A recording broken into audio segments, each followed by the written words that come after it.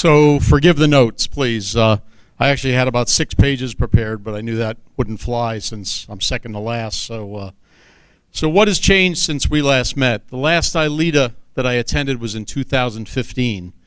And what occurred in 2014? Anybody remember, right here in St. Louis?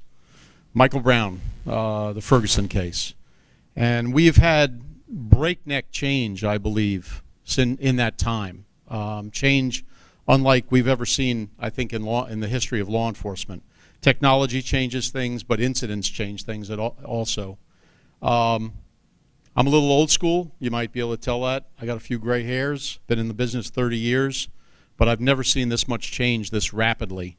It bothers me that it seems like the bellwether moment for police reform in this country has been defined as post-Ferguson. And unfortunately, much of what was said early on about Ferguson turned out to be not true. We mostly agree on that, I would imagine. I'm not so old school that I don't believe in change. I agree that change was needed. I think what we've seen in the last 4 years, and I've seen many articles on it, is the depolicing of America. I think we've accepted it readily in this business, and we've allowed this to go on. And I think as trainers, we have a responsibility to change that trend. I'll give you a few examples. I know trainers, I know bosses, watch commanders, road sergeants who actively discourage their people from engaging in foot pursuits. I don't know about you guys, but 30 years ago, I got in this business for the police adventure. I wanted to chase bad guys. Wasn't built for it, okay? God didn't give me the body for it, but I usually got to be the second guy in the chase and help out. Foot pursuits are dangerous, obviously. They often result in a use of force at the end, or even a use of deadly force. But I believe that we can train our people to conduct them safely and be smart about them. Traffic stops are down. Anybody experiencing that in their? Or anybody see an activity go down in their agencies in the last few years? I've definitely seen it, and I've heard that complaint from many people. Traffic stops are down. Why? Because cops don't want to get out of the car anymore. They literally say, well, why bother? I'm going to get in trouble. I'm going to get indicted. I'm going to get disciplined. I'm going to get a complaint. I want to get promoted, and so I'm not going to do anything. Narcotics and prostitution. One of our local state attorney's offices down in Florida won't allow us to do a lot of the undercover narcotics and prostitution enforcement anymore because they would have a hard time.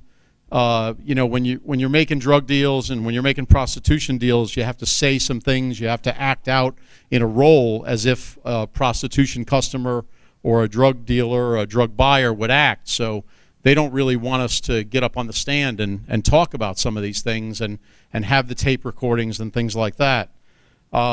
Plainclothes traffic stops. You know, I've been a cop for 30 years. I've driven an unmarked car for most of my career with a Code 3 package.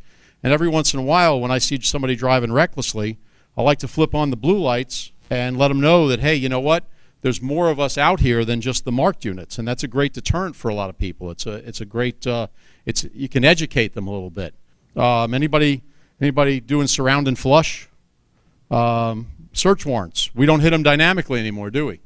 We stand outside with a big truck and a bullhorn and say, "Come out, first flush your drugs, and then come on out." And maybe there'll be something left that we can arrest you for. And that's been a great frustration, being a former tactical and SWAT guy for 17 years. A lot of us won't even execute search warrants at night anymore, again, because of the danger, the possibility for a confrontation. Early morning raids, those are a thing of the past. And there's a lot of data to support that. But again, you know, if the job is so dangerous that we don't want to do it anymore, why do we do it?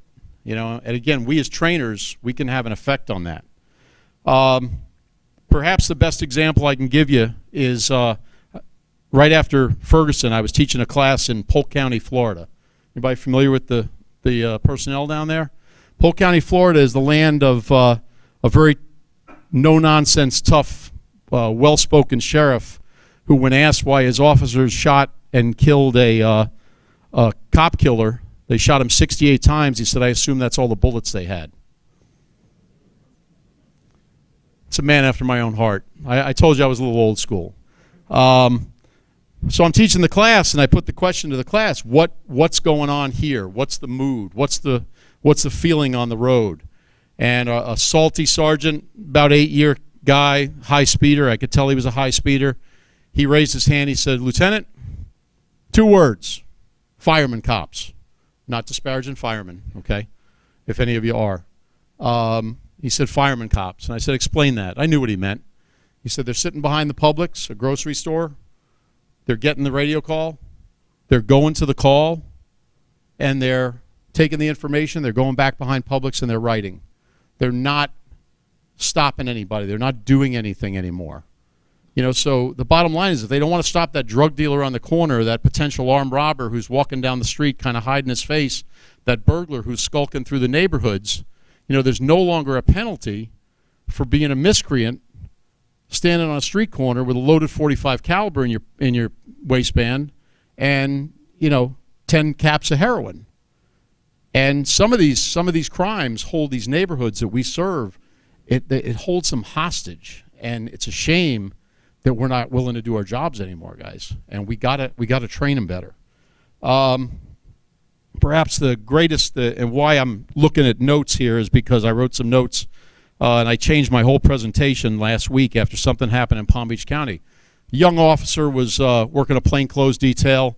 He stopped off for what he thought was a motorist assist, a stranded motorist, and he found out it was occupied. It was occupied by by all accounts, a very decent young man. And he went to get out of the car, and because of the way he pulled up, he used horrendous tactics and horrendous procedures, okay? But I don't believe this kid needs to go to prison. As the homicide commander of our sheriff's office, I led the investigation, and I did not believe that there was probable cause for his arrest. He got out. He says he identified himself. The kid in the car had a gun, lawfully carried. He pulled the gun. He pointed at the officer. The officer did what I think most of us would probably do in that instance. The officer drew, shot 3 times, shot and killed the kid.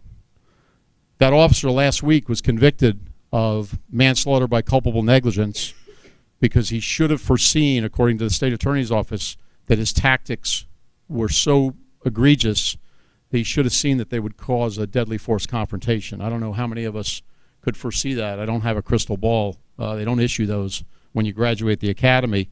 And also attempted first-degree murder. The kid's going to do 25 minimum and possibly life in prison. So after that, a lot of my buddies are saying, you know, they're talking to me about the case because they knew I had a lot of knowledge about it. And they said, you know, Pete, why stop anymore? Why even stop for a motorist? Why not just drive by? Why not just put the blinders on? And I said, well, how about if your 16-year-old daughter's sitting in that car at 3:15 in the morning? Would you want somebody to stop? Would you want a law enforcement officer to stop? I think the answer is yes. You want somebody to stop by and ensure her safety while she waits for the tow. You know what? Just to give her a friendly face to talk to.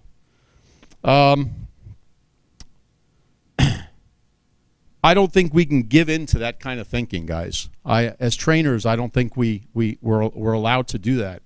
I think there's a whole segment of society that's counting on the depolicing of America, okay? And I'm not saying we should go back to the old school tactics, okay?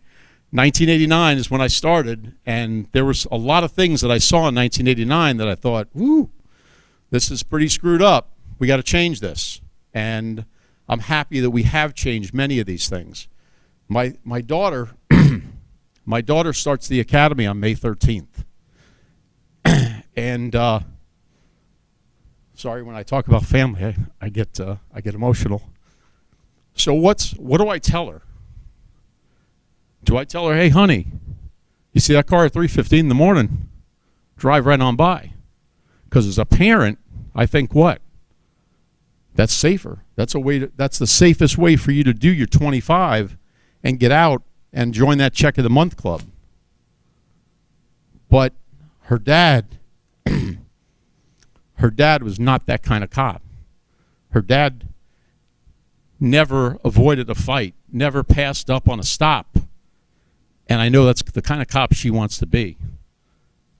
So what I'm going to ask you guys to do is train her well, okay? Train her so that she knows, and everybody else that graduates that academy with her and comes up through this system, to make sure that they are confident and competent and professional, and they know how to do their job. We as trainers, we need to use our abilities to teach people that we can do it more safely. We can do it more professionally. We have a pipeline. Many times often we have a pipeline to the sheriff or the chief, and if we can assure them, hey, you know what, we shouldn't be discouraging this type of behavior. We should be getting back to the business of police work, okay? And I think that's what we've lost in a lot of ways. Robert Kennedy said, he had a quote, he said, every society gets a kind of criminal that it deserves. And every society gets the kind of policing that it insists on.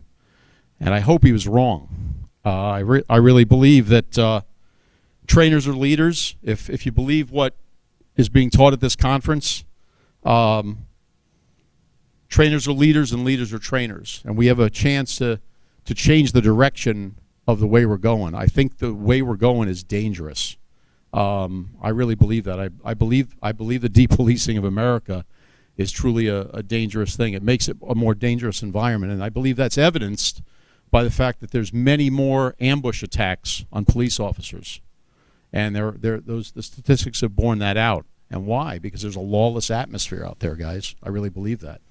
So anyway, train them well, and let's get back to police work.